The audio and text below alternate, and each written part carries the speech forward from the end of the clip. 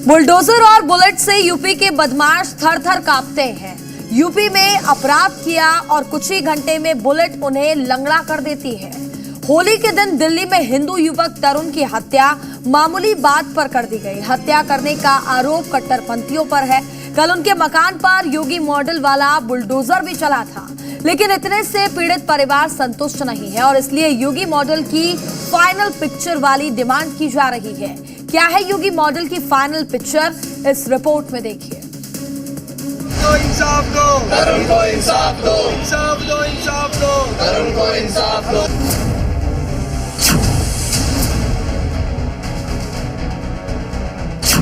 हाथों में पोस्टर है और पोस्टर पर लिखा है दिल्ली मांगे योगी मॉडल। किसी ने पोस्टर ले रखा है नो मर्सी फॉर तरुण लिंचर्स, मतलब तरुण के हत्यारों के लिए कोई रहम नहीं। दिल्ली को अब योगी वाला बुलेट एक्शन चाहिए। तो सरकार से वो ये एनकाउंटर की मांग है, जो भी जिन्होंने भी मारा उनका एनकाउंटर हो। होम मिनिस्ट्री से डिमांड है कि एक ऐसा एक्शन लिया जाए जिस तरुण भाई के जो हत्यारे जिन्होंने किया है उनके पे भी कोई एक्शन हो और समाज के अंदर एक डर पैदा हो और लोगों में विश्वास पैदा हो कि हम जो सिक्योर्ड है, हम दिल्ली के अंदर सिक्योर्ड है। दिल्ली के उत्तम नगर में हिंदू युवक तरुण की हत्या करने वाले आरोपियों के घरों पर योगी स्टाइल में बुलडोजर चल चुका है, लेकिन पीड़ित परिवार के लिए ये बुलडोजर एक्शन भी काफी नहीं है। अब तो आरोपियों के एनकाउंटर की मांग होने लगी है। परिवार के लोग ही नहीं, हिंदू संगठन के लोग भी बुलेट वाले योगी मॉडल की मांग दिल्ली सरकार और दिल्ली पुलिस से करने लगे। तो सरकार से वो ये एनकाउंटर की मांग है, जो भी जिन्होंने भी मारा उनका एनकाउंटर हो। पुलिस ने गिरफ्तारी की है, लेकिन कोई प्रूफ नहीं दिखाया कि गिरफ्तारी हुई है। कोई सबूत नहीं दे रही। प्रोटेस्ट करना है एनकाउंटर के लिए, जल्दी से जल्दी कार्रवाई हो उनकी, ताकि किसी और के साथ ये ना बीते जो हमारे साथ हुआ।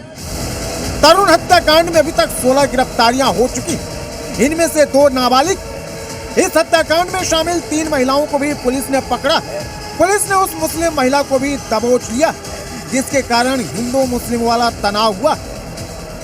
सायरा ही वो महिला है जिसके ऊपर रंग वाला गुब्बारा आकर गिरा था और सायरा ने ही पूरे मामले को तूल दिया था।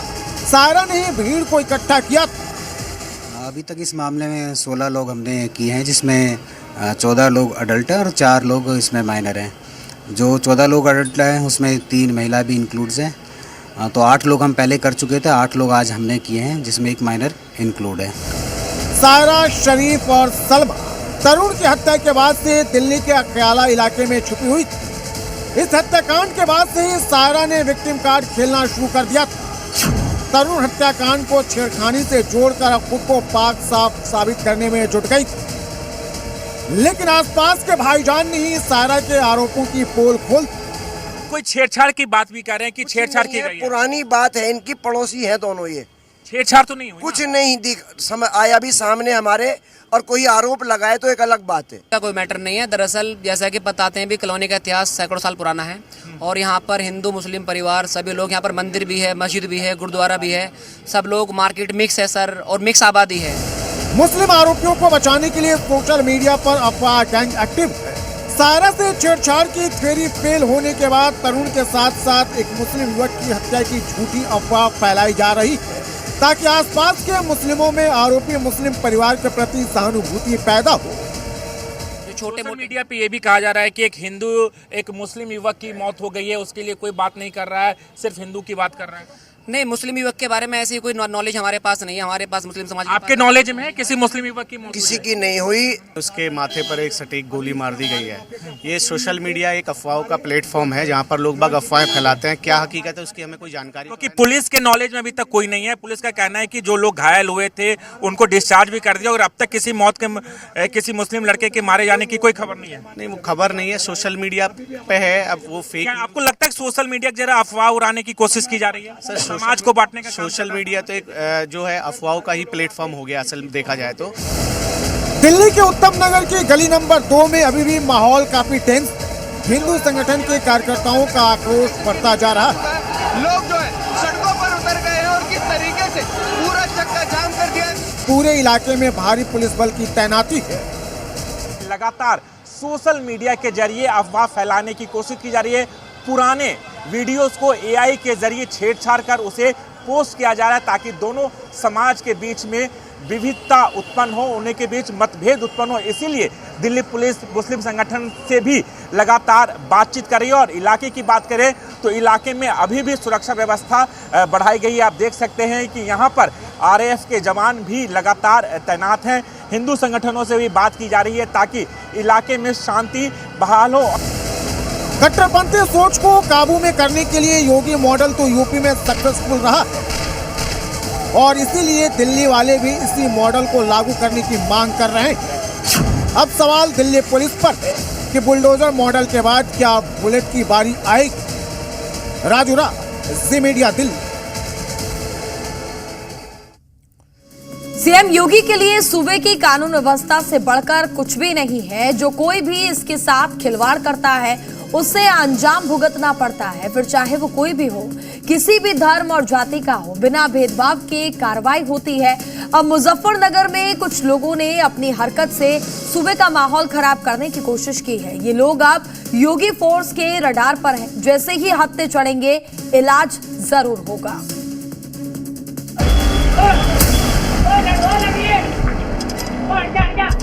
रोककर उसका नाम पूछा गया, उसे फिर मारा गया।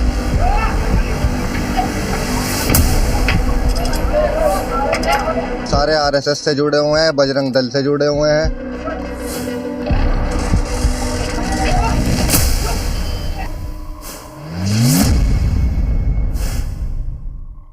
यहाँ के कानून के साथ किसी को खिलवाड़ करने की छूट नहीं है।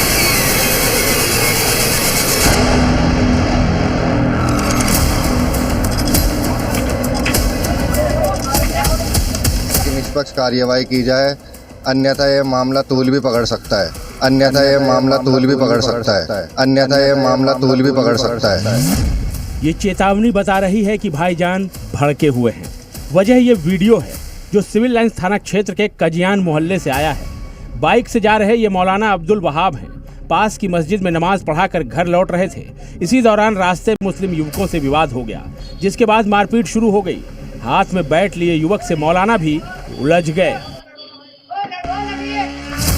इसी बीच दूसरा युवक कुछ और लड़कों को बुला लाया, जिसके बाद सबने मिलकर मौलाना को जमीन पर गिरा दिया और लात घूंसों से उन्हें बुरी तरह से पीटना शुरू कर दिया।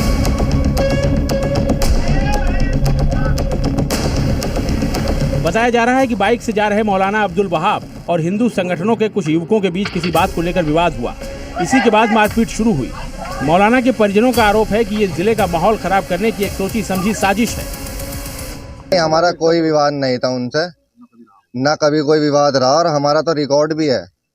आज तक हमारे मोहल्ले में कोई झगड़ा नहीं हुआ है। ये हमारे मोहल्ले में झगड़े को बढ़ावा दे रहे हैं। वहाँ पर खड़े होकर दंगाई करते हैं। उसे रोककर उसका नाम पूछा गया, उसे फिर मारा गया। जी, सारे आरएसएस से जुड़े हुए हैं, बजरंग दल से जुड़े हुए हैं। बीच सड़क पर शुरू हुए इस दंगल में मौलाना अकेले जरूर थे, लेकिन पुरजोर जवाब दे रहे थे। उन्होंने पास की दुकान पर रखी लोहे की एक कुर्सी हाथ में उठा ली और विरोधी युवकों पर हमला बोल दिया।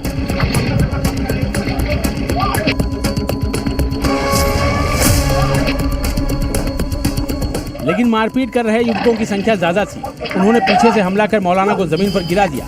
मौलाना उठे, भागे, फिर लड़खड़ाए और कुछ दूर जाकर जमीन पर गिर गए, जिसके बाद वो बेहोश हो गए। इस तरीके के लोगों को सख्त हिदायत प्रशासन की तरफ से होनी चाहिए। जो इस तरीके से काम कर रहे हैं, माहौल को बिगाड़ रहे हैं, सांप्रदायिकता फैलाने की कोशिश है, तो इस तरीके की ये चीज़ें अच्छी नहीं है, इनसे बाज आना चाहिए। अब्दुल वहाब सरवट की गौरे गरीबा मस्जिद में इमाम है। मारपीट की इस घटना में वो बुरी तरह से घायल हो गए हैं। इलाज के लिए उन्हें पहले जिला अस्पताल ले जाया गया, जहां डॉक्टरों ने उनकी गंभीर हालत को देखते हुए उन्हें मेरठ मेडिकल कॉलेज के लिए रेफर कर दिया। परिजनों की शिकायत पर पुलिस ने आरोपियों के खिलाफ मामला दर्ज कर उनकी तलाश शुरू कर दी है। अब तक जो समझ में आया है वो विवाद यही सडन और कोई ऐसा पुराना मैटर नहीं समझ में आया। अब तक सड़क पे ही कुछ हल्की बहुत कहासुनी हुई, उसी से हल्की बात बढ़ गई और थोड़ी मारपीट हुई। थाना सिविल लाइंस पे मुकदमा सुसंगत धाराओं में लिखवा दिया गया है और अभियुक्तों की तलाश की जा रही है और जल्द ही बहुत अच्छी कार्रवाई अमल में लाई जाएगी। मुजफ्फरनगर हिंदू मुस्लिम की मिश्रित आबादी वाला जिला है, जहां 56 से 58% हिंदू और 40 से 41% मुस्लिम आबादी रहती है। ये जिला 2013 में सांप्रदायिक दंगों की आग में झुलस चुका है। मौलाना की पिटाई की इस घटना के बाद जिले में शांति तो है, लेकिन तनाव बरकरार है। घटना की सूचना मिलते ही पुलिस भी मौके पर पहुंची और मौके पर लगे सीसीटीवी कैमरे में पूरी घटना कैद हो गई थी। पुलिस ने सीसीटीवी फुटेज के आधार पर लोगों की गिरफ्तारी करनी शुरू कर दिया। फिलहाल पुलिस ने कई लोगों को हिरासत में भी लिया है और मामले की जांच में जुटी है। सीएम योगी का साफ कहना है कि सूबे में माहौल खराब करने की छूट किसी को भी नहीं दी जाएगी, फिर वो चाहे कोई भी हो, किसी भी समुदाय का हो। सजा जरूर मिलेगी और ऐसी मिलेगी कि उसकी पीढ़ियां याद करेंगी। जो भी सुरक्षा में बाधक बनेगा, कानून को ठेंगा दिखाएगा, तो कानून उसको अपनी गिरफ्त में लेकर के ऐसी मजा चखाएगा कि उसकी आने वाली 7 पीढ़ियां तय करेंगी, याद करेंगे कि कानून को तोड़ने का अर्थ क्या होता है। मौलाना की पिटाई की घटना को लेकर पुलिस प्रशासन बेहद सतर्क है और हालात पर नजर बनाए हुए है। प्रभावित इलाके में भारी पुलिस बल की तैनाती कर दी गई है और लोगों से शांति बनाए रखने की अपील की गई है। ब्यूरो रिपोर्ट, जी मीडिया। रमजान के महीने में मौलाना की पिटाई ने मुजफ्फरनगर में टेंशन हाई कर दी, तो वहीं लखनऊ में सड़क पर उतरे 15,000 शिया मुसलमानों की आस्था की सुनामी को सीएम योगी ने अपनी तैयारी से शांत कर दिया। 19वें रमजान पर निकले या गिलीम के जुलूस के दौरान सुरक्षा का ऐसा तगड़ा इंतजाम किया गया कि खामेनेई की मौत पर लखनऊ की सड़कें जाम करने वाले मियां भाई अपनी हद में ही नजर आए।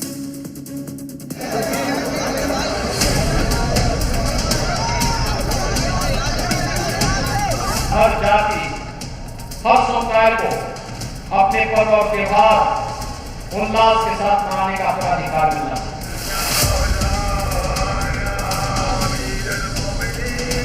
जोश होना चाहिए, लेकिन जोश में होश भी होना चाहिए।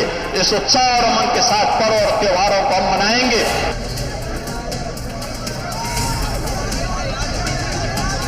सुरक्षा सबको देंगे, सम्मान सबको देंगे, लेकिन पुष्टिकरण किसी की नहीं करेंगे। योगी सिर्फ कहते नहीं बल्कि करके दिखाते हैं। साफ निर्देश है कि हर किसी की आस्था का सम्मान होना चाहिए, चाहे वो किसी भी धर्म का क्यों ना हो। रमजान के 19वें दिन शिया समुदाय ने हजरत अली की याद में जब विशाल जुलूस निकाला तो ऐसा हुआ भी। कोई रोक टोक नहीं, कोई बंदिश नहीं। काले लिबास में भीड़ का रेला सड़क पर निकला, लेकिन पूरी शांति के साथ। कोई हंगामा नहीं, कोई उपद्रव नहीं, क्योंकि योगी के निर्देश एकदम साफ थे।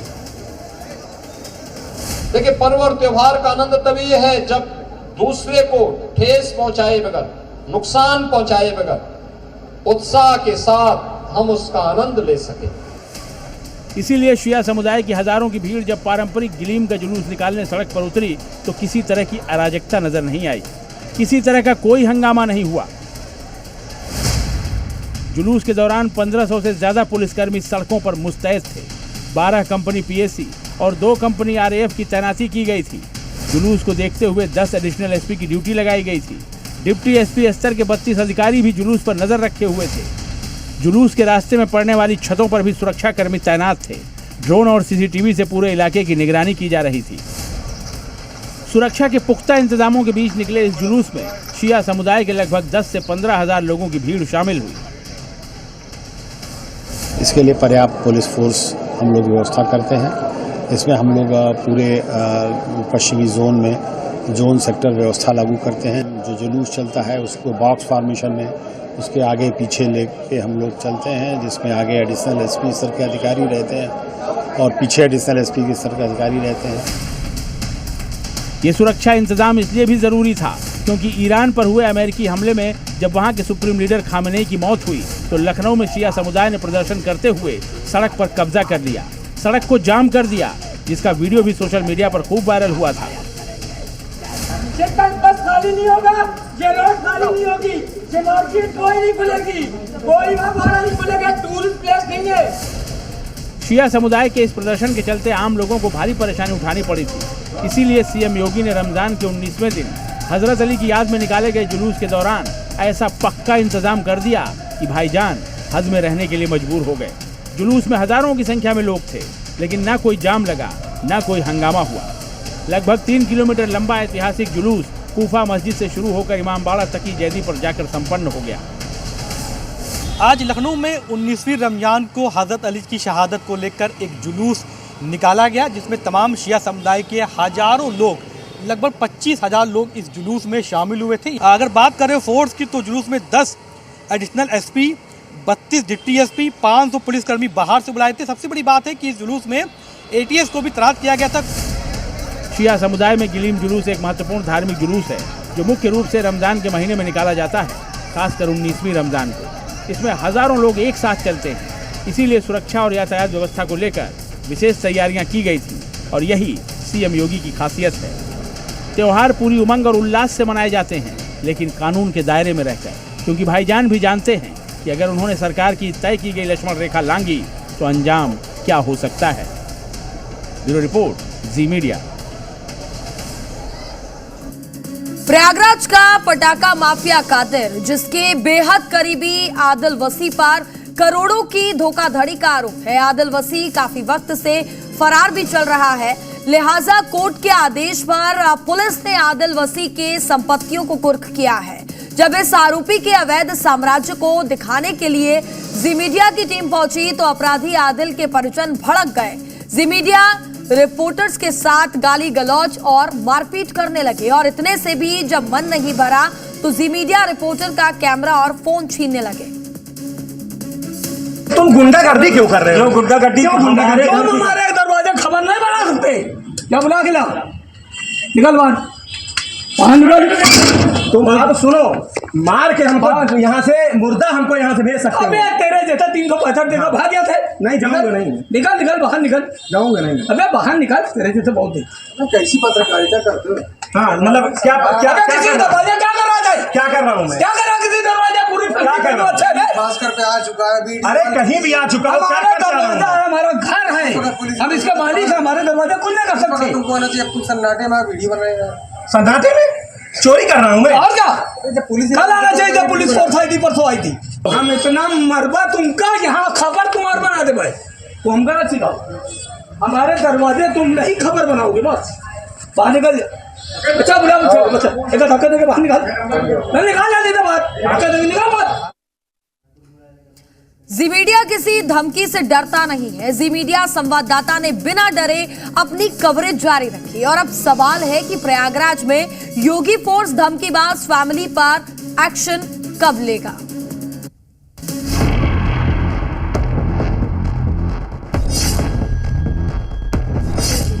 कर रहे हैं, इन तस्वीरों को देख करके आप समझ सकते हैं। वीडियो बंद करा दीजिए पहले, हम जिसको कह इसकी पत्रकारिता भी निकाल दे, बंद कर। मोबाइल बंद कर, मोबाइल टूटी कर रहा है, मोबाइल बहुत गलत काम कर रहे हो। वो भी दिन दहाड़े पुलिस वालों के सामने। वीडियो बंद करा दीजिए पहले, हम जिसको कह इसकी पत्रकारिता भी निकाल दे, बंद कर। इसका ताल्लुक आदिल वसी से है, जो कि प्रयागराज के पटाखा माफिया कादिर का करीबी है। दरअसल आदिल वसी करोड़ों की धोखाधड़ी के मामले में फरार चल रहा है। यूपी पुलिस ने आदिल वसी पर 25,000 का इनाम भी रखा। पुलिस ने कोर्ट के आदेश के बाद आदिल वसी के खिलाफ कुर्की की कार्रवाई की। करोड़ों की ठगी के जरिए जुटाई गई संपत्ति को कब्जे में ली। आदिल वसी के खिलाफ हुई कुर्की की कार्रवाई को कैमरे में कैद करने के लिए आदिल वसी की अवैध संपत्ति को दिखाने के लिए जी मीडिया के रिपोर्टर मोहम्मद गुफरान मौके पर पहुंचे। करोड़ों की ठगी मामले में फरार आदिल वसी के घर पर कुर्की की कार्रवाई जो है पुलिस ने की है। सागंज थाने की पुलिस ने यह नोटिस भी चस्पा किया है और इस घर के भीतर जो सामान थे उसको भी जब्त किया गया है। और देखिए उसके घर के जो लोग हैं जो उसको सह मदद देते हैं वो किस तरीके से जी मीडिया के साथ बदतमीजी कर रहे हैं, जी मीडिया से किस तरीके से बदतमीजी कर रहे हैं। इन तस्वीरों को देख करके आप समझ सकते हैं। सीधे तौर पर कहें तो अपराधी को संरक्षण देने का जो काम है उसके पूरे परिवार के लोग पुलिस सुरक्षा के बीच भी यहाँ पर किस तरीके से जी मीडिया के साथ बदसलूकी कर रहे हैं, गाली गलौज कर रहे हैं, जान से मारने की धमकी तक दे रहे हैं। तो सवाल ये उठता है कि आखिर ये अपराधी जो हैं एक तरफ ठगी करते हैं और दूसरी तरफ जो है मीडिया के साथ भी बदसलूकी करते हैं और यहाँ तक कि जान से मारने की धमकी दे रहे हैं। सीधे तौर पर इनका कहना है कि योगी सरकार इनका कुछ भी नहीं कर रही और गोली मारने की, सीधे तौर पर गोली मारने की जो धमकी है ये अपराधी जो है इसकी तस्वीर जरूर एक बार दिखाइएगा। ये रईस खान नाम का अपराधी है जो कि गोली मारने की धमकी पुलिस के बीच, पुलिस के सामने दे रहा है। और ऐसे में ये सवाल कानून व्यवस्था पर भी उठता है कि आखिर जो अपराधी हैं उनके मंसूबे क्यों इस कदर बढ़े हुए हैं। मोबाइल टूटी, मोबाइल प्रशासन अगर कोई कार्रवाई करता है तो उसे दिखाना कि अपराधी के परिजन पत्रकारों के साथ ऐसा सलूक करेंगे। और सबसे अहम सवाल ये कि आखिर योगी राज में अपराधी और उनके परिजनों की इतनी हिमाकत कैसे हुई। खैर जो भी हो, जी न्यूज़ न किसी से डरेगा न ही सच दिखाने से रुकेगा। प्रयागराज से मोहम्मद गुफरान के साथ ब्यूरो रिपोर्ट।